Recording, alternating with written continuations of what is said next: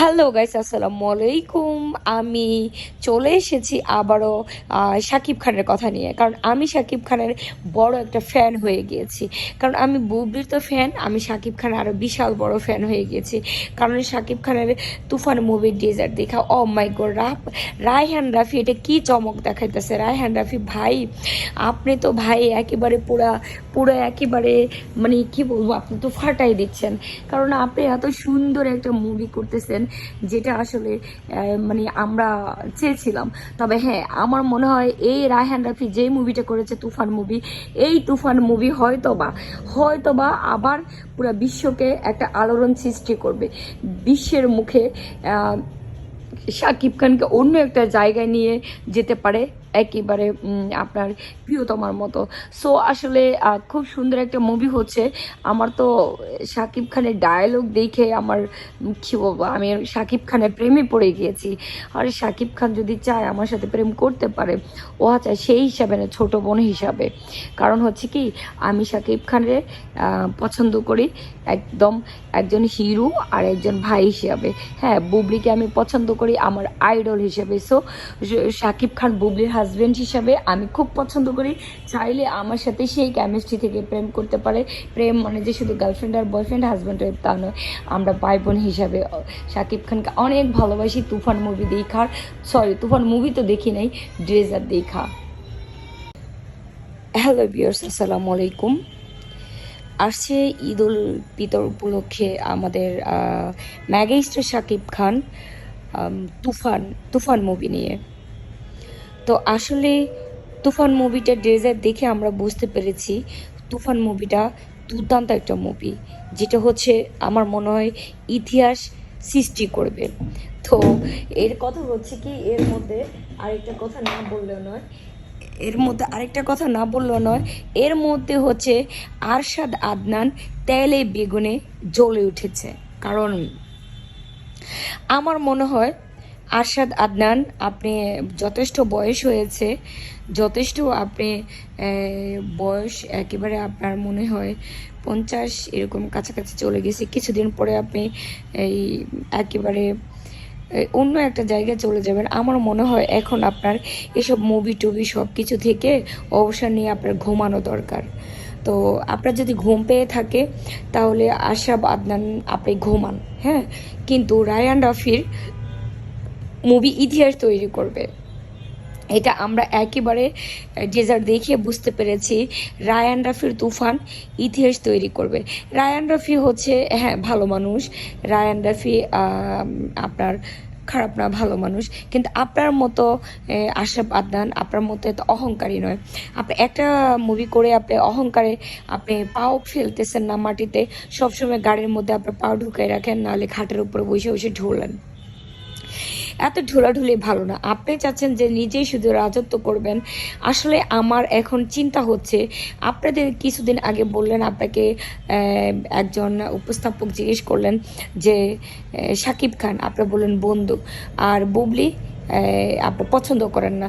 আমরা আদৌ আসলে চিন্তা হচ্ছে আপনি কি শাকিব খানের বন্ধু কিনা। যদি শাকিব খানের বন্ধু হতেন আপনি, তাহলে ড্রেজার দেখে আপনি এই ধরনের মন্তব্য করতেন না।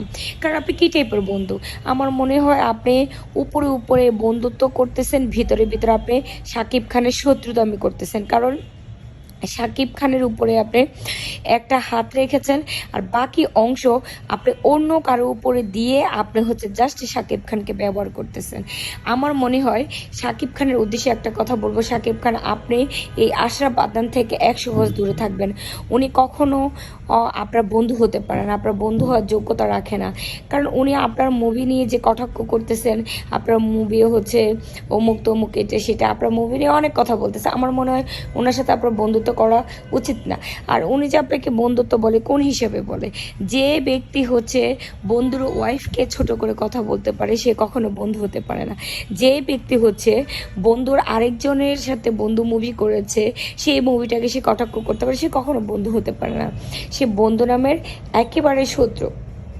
আমার মনে হচ্ছে উনি সবসময় তেলে বেগুনে জ্বলে উঠে কেন, যে উনি চাচ্ছে পুরো ইন্ডাস্ট্রিকে উনি দখলে নেবে, কিন্তু উনি সেটা পারে না।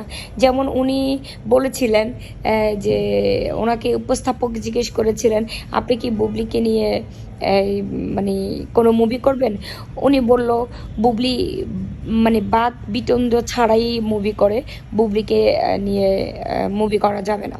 তো বুবলিকে নিয়ে মুভি করা যাবে না, হ্যাঁ ভাই, আপনার বুবলিকে নিয়ে মুভি করতে হবে না, বুবলি কখনো আপনাকে নিয়ে মুভি করবে না। তবে হ্যাঁ, আপনার মনে ভুলে গেছেন, আপনি যদি শাকিব খানের ইতিহাস আগের মুভিগুলো দেখতেন তাহলে বুঝতে পারতেন যে শাকিব খান আর অপু বিশ্বাস কী টাইপের মুভি করছে।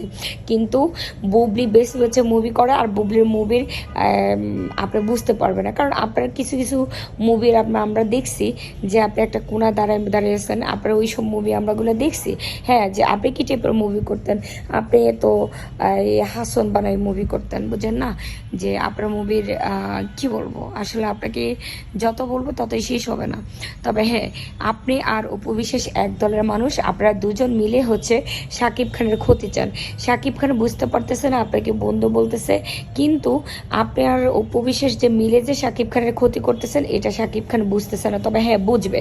আপনি তুফান মুভি দেখা যে আপনি জ্বলতেছেন, আপনার কষ্ট হচ্ছে, এটা আমরা বুঝতেছি। যদি কষ্ট হয়ে থাকে তো আপনার বাসায় তো অনেক ফ্রিজ আছে, আপনি ফ্রিজ থেকে আইস নিয়ে আপনার মাথার মধ্যে একেবারে বেঁধে একটা পলিথিন দিয়ে মাথা বেঁধে রাখবেন, কারণ আপনার মাথা ঠান্ডা হওয়া দরকার। মাথা ঠান্ডা হলে পরবর্তীতে ভাববেন যে আপনি কোনো মুভি নিয়ে আসতে পারবেন কিনা, কারণ আসলে আপনার সাথে কোনো নায়িকা মুভি করবে কিনা সেটা আমাদেরও চিন্তার একটা বিষয় আছে। আর মনে হয় এবারের পরে আর শাকিব খানও মুভি করবে না। তো সব মিলিয়ে আসলে আপনি যে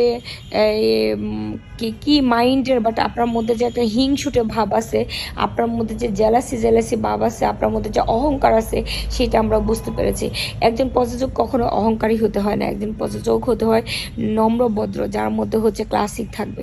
তো আপনার মধ্যে প্রচণ্ড লেভেলের অহংকার আছে, যেটা এই অহংকারে আপনার পাও মাটিতে পড়তেছে না। আপনি তুফান মুভি